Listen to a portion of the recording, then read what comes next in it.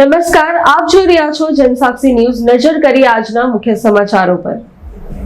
Ankleshwar Hansot road ઉપર આવેલ રંગ ઇન્ટરનેશનલ સ્કૂલ ખાતે વિદ્યાર્થીઓમાં વડીલો પ્રત્યે માન સન્માન જળવાય તથા આપની સંસ્કૃતિ અંગે વધુ માહિતગાર થાય તે હેતુથી વડીલ વંદના કાર્યક્રમનું આયોજન કરવામાં આવ્યું હતું। પૂર્વ શહેર ભાજપ પ્રમુખ નરેન્દ્ર પટેલ અને સ્કૂલના એમડી અનિલસિંહ ઠાકોરના હસ્તે દીપ પ્રાગટ્ય દ્વારા કાર્યક્રમની શરૂઆત કરવામાં આવી હતી।